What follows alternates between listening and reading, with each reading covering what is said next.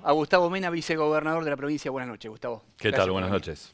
Un gusto. Bueno, Gustavo, teníamos ganas de tenerlo. Hay varios temas que tenemos en agenda, que están en discusión. Hay uno que yo decía el otro día, el gobernador hacía alusión el día que se reinauguró Casa de Gobierno, porque hay una acción de inconstitucionalidad, hay una discusión que se pretende dar desde la Asociación de Magistrados y Funcionarios. Hay que ponerle a la gente un poco en autos en esta cuestión, ¿no? La legislatura aprobó una reforma parcial de la Constitución, pero no está vigente hasta que la ciudadanía no lo determina el 26 de octubre, tiene que haber un referéndum, tiene que ganar el sí para que queden efectivamente firmes estas reformas de dos artículos que tienen que ver con los fueros. Esta es la discusión que está de fondo. La cuestión de los fueros, lo que dicen los magistrados y funcionarios, más que nada los jueces, es que lo está dejando un poco a la deriva, como que ellos tenían esta protección de los fueros. Me parece que están confundiendo, Gustavo, inmunidad de opinión con inmunidad de arresto. Lo que se reformó tiene que ver con el arresto. A ver, cuéntenos la lectura que ustedes hacen de esta cuestión. Bueno, a ver, primero, ¿qué es lo que ha planteado el gobernador y que la legislatura aprobó? La eliminación de los fueros. ¿Cómo? Mediante una enmienda constitucional. La Constitución de Chubut permite reformar hasta 2 artículos sin hacer una elección de constituyentes, sino lo hace la propia legislatura, pero eso se completa recién cuando el pueblo lo vota en un referéndum constitucional. Un referéndum es un plebiscito, una consulta popular donde la gente va y vota, lo va a hacer el 26 de octubre. Si gana el sí, la reforma queda perfeccionada y la Constitución va a quedar sin fueros. Y si gana el no, bueno, la reforma no opera. Esta es la situación. ¿Por qué lo propone el gobernador? Porque, bueno, lo dijo, fue parte de su propuesta, como propuso ficha limpia, y se concretó, y hoy Chubut tiene la ley de ficha limpia, esta que generó tanto ruido en el Senado la semana pasada, la tiene para aquel condenado por cualquier tipo de delito doloso, no puede ser candidato a absolutamente nada, y además tampoco puede ser funcionario público. Se aprobó extinción de dominio para, sin esperar la sentencia penal, hacerse de los bienes, el estado de los bienes de la corrupción, la ley de transparencia de la obra pública, etcétera, etcétera. Dentro de ese esquema de propuestas, para mejorar la institucionalidad de la provincia, está terminar con los fueros. ¿Por qué? Porque son un privilegio. ¿Por qué son un privilegio? Bueno, por 3 razones. Una, porque la propia etimología de la palabra lo indica. Privilegio viene de ley privada, ley que no es general como toda ley, sino que es para un grupo pequeño. ¿Cuál es ese grupo pequeño? En Chubut, gobernador, vicegobernador, diputados, intendentes, concejales, jueces, fiscales, dirigentes sindicales. ¿Cuál es el privilegio? Que serán Tienen- unas 5.000, 6.000 personas. ¿En qué consiste el Respecto privilegio? a mí, por ejemplo, ciudadano común. ¿En qué consiste Pero el tiene privilegio? usted hoy, por ejemplo, ese privilegio. Hoy Yo por soy su uno cargo. de los de ese grupo de Claro. privilegiados. Si a vos en el marco de un proceso penal te condenan a la pena de prisión, esa sentencia, si está firme, o incluso puede eventualmente ser antes, pero se ejecuta sin más. Vas a prisión. ¿Me deja aclarar algo ahí? Sí. ¿Es condena nada más o, por ejemplo, una prisión preventiva a un ministro hoy? Porque esto ha Bueno, pasado en la bueno, está provincia. bien. Esa es mi La privación de libertad puede ser por condena, puede ser por prisión Bien. preventiva, Una orden de arresto. puede ser una compulsa, puede ser una medida restrictiva de la libertad en el marco de una investigación, como puede ser una intercepción telefónica, un allanamiento de Ahí domicilio, un está. secuestro. En Puede fin. ser en el marco de una causa o una investigación, doctor, eso es lo que le preguntaba, Correcto, ¿no? correcto. Por eso también además los fueros entorpecen una investigación. Pero a lo que voy, para volver al Bien, bien. ejemplo. Si a vos te condenan, la pena se ejecuta. Si a mí me condenaran, o a un diputado, el juez le tiene que pedir permiso a la legislatura para hacer efectiva, o si lo hace respecto de un dirigente sindical, peor todavía, le tiene que pedir a una asociación sindical, ni siquiera a un órgano estatal. Y además es un privilegio porque lo dice así la Constitución. Está intitulado como privilegio, la doctrina constitucional lo llama privilegio. O sea, eso está fuera de toda discusión. Es una ley que abarca unas 5.000, 6.000, 10.000 personas, no sé cuánto suman, pero que los 600.000 chubutenses van por un lado y este grupo pequeño va por otro. La determinación política es terminar con eso. La legislatura aprobó con la mayoría agravada que exige esta ley, pero esta ley no rige todavía porque tiene que ser convalidada. O sea, el poder de legislar, en este caso de ser constituyente, la legislatura se lo traslada al pueblo de Chubut, que va a votar por el sí a la eliminación de los fueros o por el no. Esta acción de inconstitucionalidad, desde lo jurídico es llamativo, porque en realidad una condición que siempre está para que haya una causa judicial es que haya un caso. Es decir, no se litiga frente a hipótesis, frente a posibilidades, sino frente a cosas concretas. Y acá no hay nada que atacar, porque si bien es cierto que hay una ley, lo que no hay es una enmienda. La enmienda va a estar el día que el pueblo vote y gane el sí. Si gana el sí, bueno, ahí sí podrá alguien el que se sienta perjudicado o entienda que eso es inconstitucional ir a hacer el planteo. Antes no. Plantearlo ahora es tan, yo digo, excéntrico, por no decir absurdo, como impugnar un proyecto de ley. Si un proyecto de ley es la nada, incluso implicaría pedir una cautelar para que no se trate un proyecto de ley, hasta es impedir que la legislatura cumpla su rol. Bueno, acá es más grave, porque lo que se está planteando, si uno lee esa acción de inconstitucionalidad, es el pedido expreso. Es increíble, pero es así. Le piden al Superior Tribunal que impida que deje sin efecto el acto electoral del 26 de octubre. O sea, el planteo judicial es: no dejen al pueblo votar. No dejen al pueblo votar sobre la subsistencia o eliminación de los fueros. La verdad, es llamativo. Sobre todo porque estamos hablando de una cuestión que pone en crisis, que está en juego la igualdad ante la ley, ¿verdad? Porque, por definición, hacer una regla especial y sacar de la justicia directa a un grupo de personas, sin duda, afecta la igualdad ante la ley. Así, además, yo creo que es algo que permanentemente en la conversación pública es algo que la sociedad repudia. La sociedad está cansada de que, sobre todo los cuerpos legislativos, muchas veces operen como un lugar de refugio, de guarida de personas que están en conflicto con la ley penal. Y además, se dice ahí que es una garantía, y no, pero no, es un privilegio, no tiene nada que ver. Leí por ahí que esto ponía en juego la independencia. ¿Por qué? No hay una causa penal por una discrepancia con una sentencia judicial. Causas penales hay por la presunta comisión de un delito. Y la ordena otro juez, aparte de... Y la ordena otro juez, y la impulsa un fiscal, y hay instancias de revisión. O sea, no tiene absolutamente nada que ver. En toda esta melange se mezcla también. Los fueros tienen dos vertientes: la inmunidad de arresto, que es la que se procura suprimir con esta reforma, y la inmunidad de opinión. La inmunidad de opinión nadie la está cuestionando. La inmunidad de opinión implica que no hay consecuencias por los dichos que emite o que pronuncia un diputado o alguien que está amparado por esa inmunidad. Y eso sí tiene que ver con la más amplia libertad de debate, más allá de que tampoco hay consecuencias penales por las opiniones cuando son por asuntos públicos o que son referidas a un funcionario público o persona pública. Porque esto ya fue también debatido.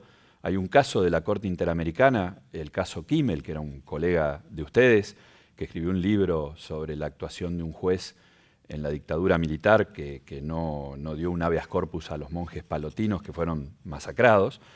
Y este juez se sintió ofendido, le inició una querella por calumnias e injurias. A este periodista lo condenaron. El caso llegó a la Corte Interamericana. El planteo era que Argentina, al penalizar las opiniones en asuntos de interés público, estaba violando la Convención Americana.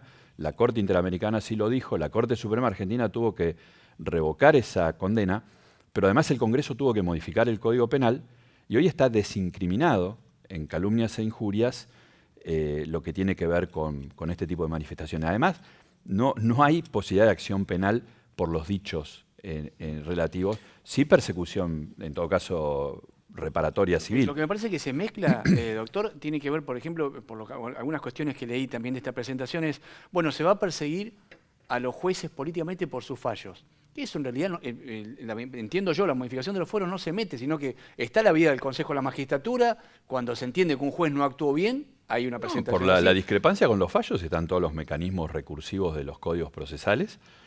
Y luego el mal desempeño, bueno, sí, por supuesto, está el Consejo de la Magistratura, el jury de enjuiciamiento. Pero esto tiene que ver con la imputación de un delito a un juez, a un fiscal, al gobernador, al vicegobernador, a un diputado, a un intendente. Es más, yo tengo memoria por ejemplo, de una requisitoria que hizo un tribunal de Lomas de Zamora por una causa de estafa y de falsificación de documento público contra quien en ese momento era un abogado bonaerense que después fue y es juez en Chubut, Entonces, para llevar adelante esa acción penal, el juez de la provincia de Buenos Aires, como el imputado era un juez de esta provincia, le pidió todo este mecanismo de desafuero a los organismos de la Constitución. Entonces, ¿qué vamos a sostener? ¿Que frente a esa decisión está en juego la independencia? No, era una persecución penal, una acción penal contra alguien sospechado de haber cometido un delito. No sé cómo terminó el caso, pero es de un juez que hoy está en ejercicio. O sea, eso es lo que está en debate hoy, no otro tipo de cuestión. Creo que viene bien, a modo ilustrativo, porque uno está metido en el tema y está buenísima la explicación, pero por ahí para traer ejemplos para el televidente. El caso de Cristina Kirchner me parece a mí tan emblemático, porque es una persona absolutamente conocida por todos. Ahora viene supuestamente la definición de la causa vialidad en una segunda instancia, ¿no? De un juicio oral, condenada, va a una instancia de apelación. Por eso se mezcla con ficha limpia también, y ahora lo hablaremos con Edith cuando venga, lo que votó el Senado, etc. Pero si Cristina Kirchner es electa en la próxima elección y hay una condena en esa segunda instancia, los fueros, supongamos fuera legisladora de Buenos Aires o cuando era vicepresidenta, no puede ir presa.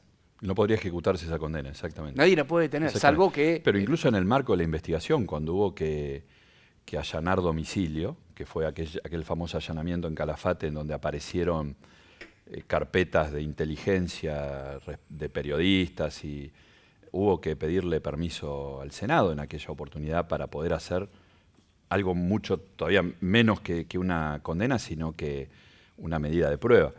Que además la desbarata, porque por definición todas estas medidas de prueba requieren sorpresa, requieren... Esa aclaración está buena, porque hablamos tanto del arresto, que los fueros te protegen, no te pueden allanar tu oficina, tu lugar de trabajo, tu casa. Eso también es un privilegio. Sí, está en todo caso debatido. De hecho hay precedentes. También sorprende el planteo porque ya el Superior Tribunal ha dictado al menos un par de fallos donde no consideró aplicables los fueros. Está bien, no era el imputado un juez ni un diputado, era un dirigente sindical, pero los consideró inaplicables. Así que hay todo un desarrollo de debate ahí. Me parece que es una posición, pero bueno, es muy respetable y yo creo que está bueno que dé la oportunidad de poner este tema arriba de la mesa y que cada uno diga claramente si está a favor de mantener un privilegio como son los fueros o si está a favor de suprimirlos. Lo que sí me parece, yo creo que hasta escandaloso, es que se pretenda impedir que el pueblo vote. En todo caso, habría que calmar la ansiedad, esperar que el pueblo vote, que si vota afirmativamente y quedan eliminados los fueros, bueno, ahí que hagan todos los planteos de inconstitucionalidad que quieren, como nos pasa a todos cuando nos disgusta una ley, esperamos que está vigente y después vamos a un tribunal a impugnarla. No intentamos desbaratar todo ese proceso democrático de debate, discusión y aprobación, mucho menos en este caso, que está en juego el ejercicio de un mecanismo de democracia semidirecta, como es el referéndum constitucional. En Chubut no hay uno desde el año 93. O sea, han pasado muchos años y me parece que también parte de esta recuperación institucional, que tiene que ver con que funcionen los poderes del Estado, con que haya habido una renovación también en la cabeza de los poderes y que tengamos en agenda estos debates de transparencia, es justamente volver a usar estos mecanismos de democracia semidirecta. ¿Chubut sería, de aprobarse el referéndum y modificarse la Constitución, la única provincia que eliminaría los fueros? Sería la primera, pero bueno, ahora la Convención Constituyente de Santa Fe, que estuvo la elección, es una reforma no por enmienda, sino con una Convención Constituyente que fue elegida ahora hace 3-4 semanas, también está en el planteo del oficialismo, de Puyaro, que es el gobernador, pero además va a ser constituyente, darle rango constitucional a la ficha limpia y también suprimir los fueros. Bueno, porque a usted le tocó estar en esa Constitución del 94, pero en 30 años ha cambiado muchísimo toda la mirada. Sí, yo creo que es todo un contexto totalmente distinto y además el tema fueros no fue tratado en la reforma del 94. El esquema de fueros de la Constitución de Chubut es calcado, subsiste de la Constitución del 57. Era un contexto totalmente distinto, una elección de constituyentes con un partido proscripto, había persecución política, seguimos después en toda esa sucesión de golpes de Estado. Hoy la restauración democrática argentina tiene 42 años casi, me parece que es un mecanismo, una herramienta, una institución que no tiene nada que ver con la actualidad, en donde además hay una demanda muy fuerte de terminar con privilegios y poner a todos en un plano de igualdad.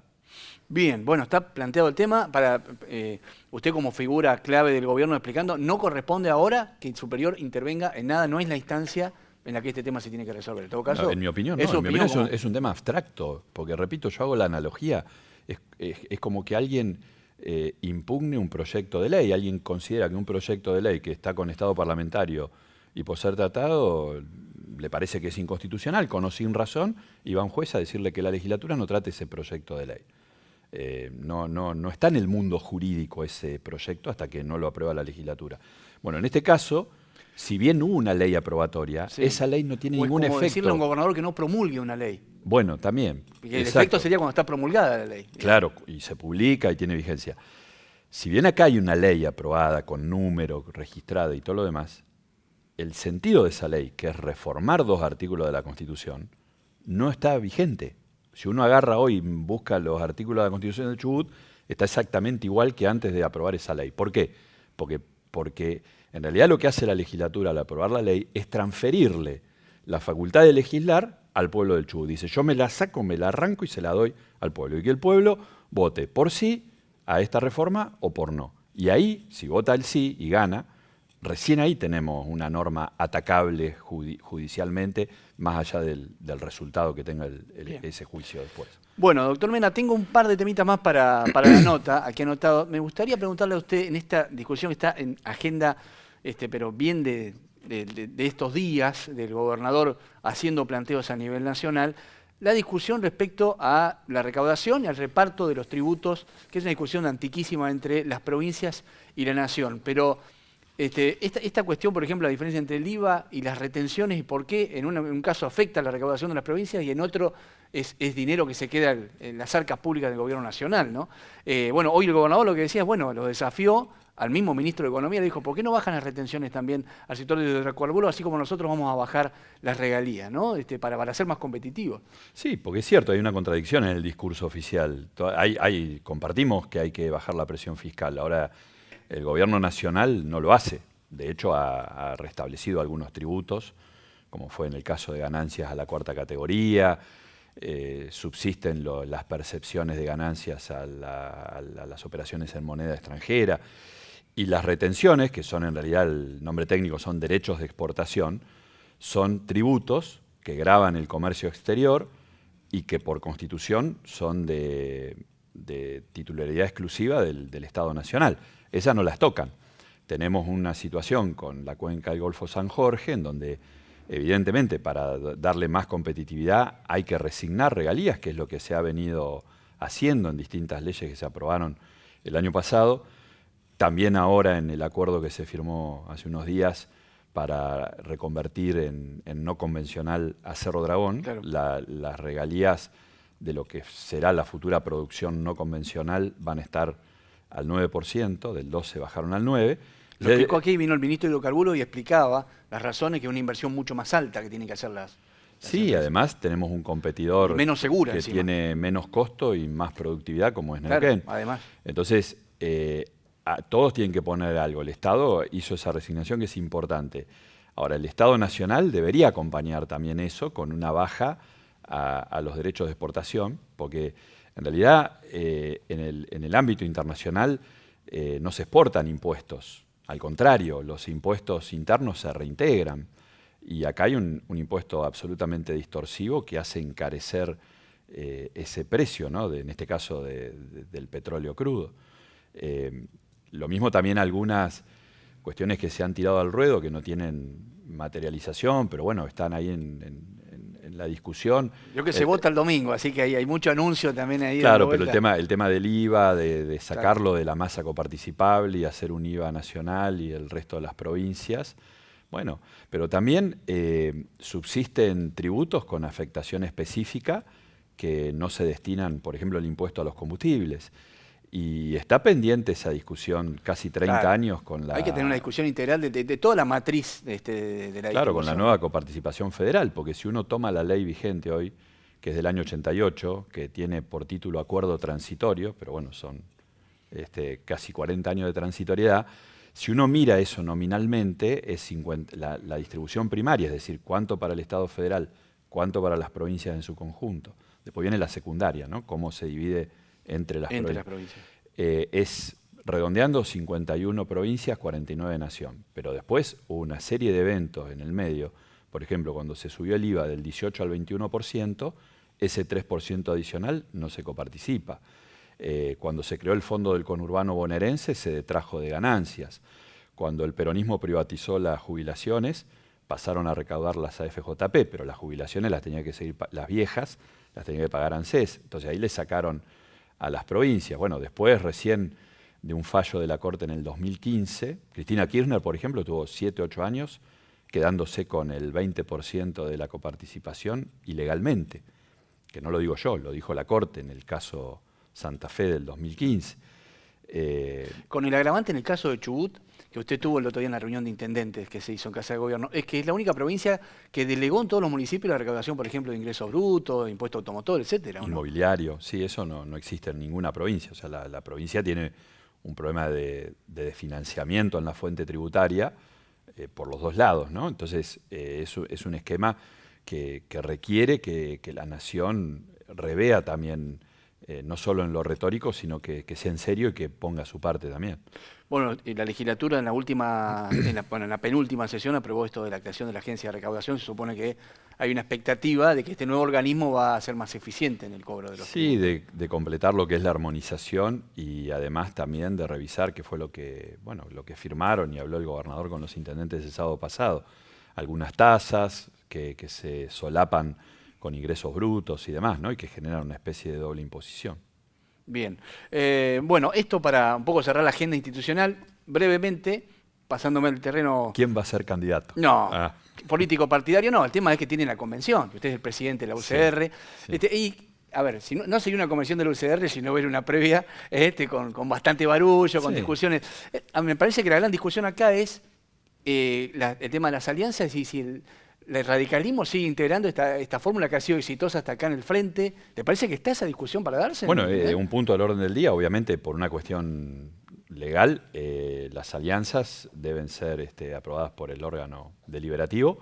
Es el primer punto del orden del día, es el más importante. A mí en lo personal no me cabe ninguna duda porque es una visión que compartimos, yo creo, el 99% de los radicales. Somos parte de este gobierno. Tenemos la responsabilidad de ministerios, subsecretarías, organismos, ocupamos bancas legislativas. Ha permitido también revertir la situación en muchos municipios, esta alianza, en algunos conducidos por hombres o mujeres del PRO, en otros del radicalismo, de partidos municipales. Además es una alianza que se ha ampliado, potenciado, y que también marca un poco lo que es la característica de estos tiempos, que es hacerse fuerte en la agenda provincial, ¿no? Es lo que ha pasado en Santa Fe, en donde también el gobernador Puyaro está el radicalismo integrado con el PRO, con el socialismo, con sectores del peronismo.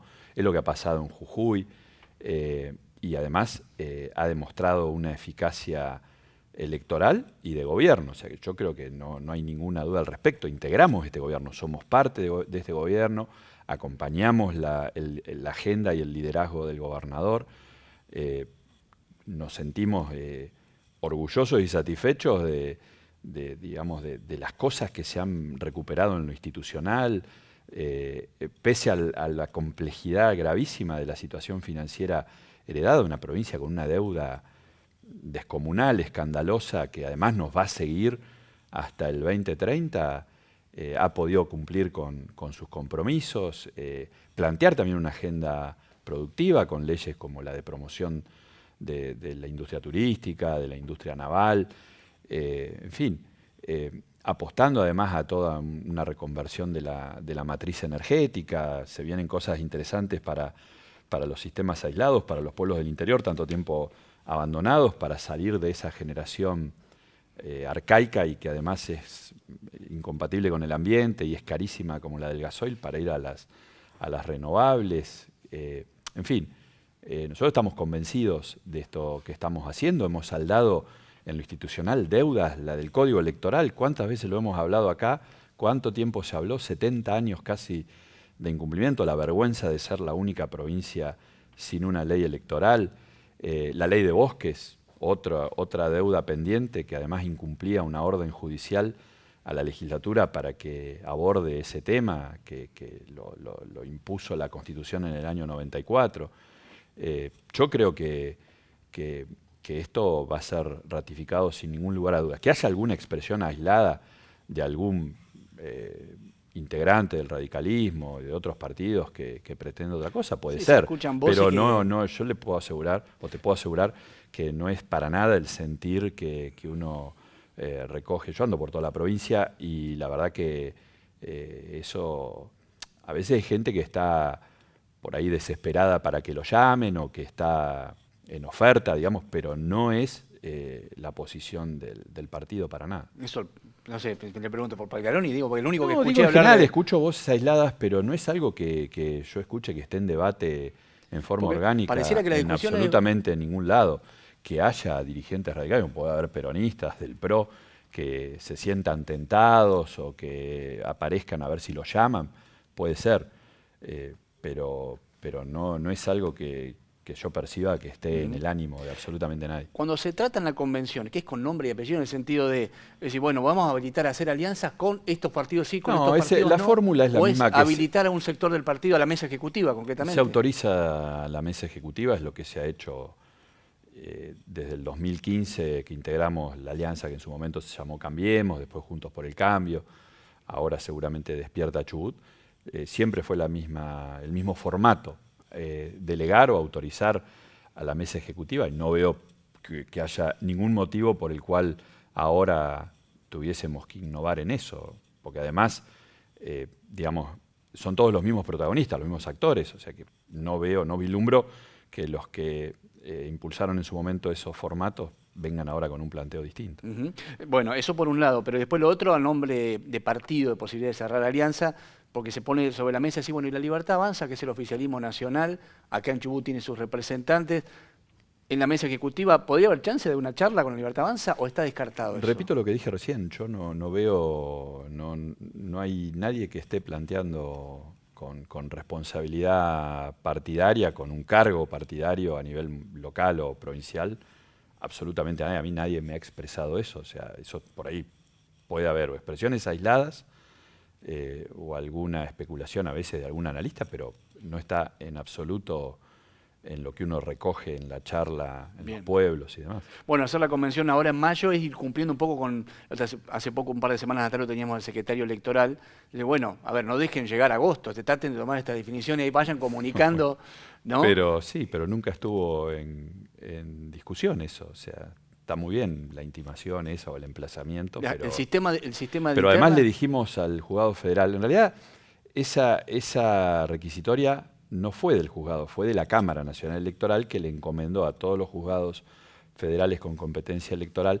Creo que obró más que nada a modo de recordatorio, sobre todo para aquellos partidos constituidos luego de la ley de paso, que por ahí no tenían en sus cartas orgánicas previsto. El radicalismo desde siempre tiene previsto lo que exige la Constitución Nacional, la ley de partidos políticos, que es un mecanismo democrático interno de selección de candidatos a cargos partidarios y a cargos electivos, con lo cual lo que le contestamos al juzgado, sí, está el artículo, no me acuerdo, creo que el 24 de la Carta Orgánica que prevé esto, y si constituimos un frente como el que tenemos en vista constituir, habrá un reglamento electoral que prevea lo mismo. Ahí, cuando hay alianza, el reglamento electoral de la alianza desplaza a las normas orgánicas partidarias de los partidos que integran esa alianza. ¿Usted ve un escenario de internas en el espacio? No te lo puedo contestar. Puede ser. Esa posibilidad siempre está. Se hace una convocatoria y el que cree que o tiene aspiración se anota, consigue los avales y compite. Porque si uno repasa, el último cierre provincial lograron casi una unanimidad en la mayoría de la provincia. Después en el cierre ya de las categorías nacionales sí, ahí hubo por ahí una disputa. Pero bueno, en general cuando se trabaja en ese frente con una conducción política, incluso el gobierno, el oficialismo, se cierra una Desde que hubo lista. alianza ha habido de todo. Ha habido instancias que hubo listas únicas y otras que hubo competencia interna. Hubo de todo. Pero es la primera vez que están en partido de gobierno ahora. Ahora son Sí, gobierno. sí, Eso sí, sí. eso ha cambiado. Sí. Pero bueno, todo puede ser. Es decir, yo no lo puedo asegurar. Bueno, entonces es entre Leo el 24, la El convención. 24. Bueno, así que esperaremos las definiciones políticas. Gracias por habernos visitado, vicegobernador. Gracias, Pablo, un gusto.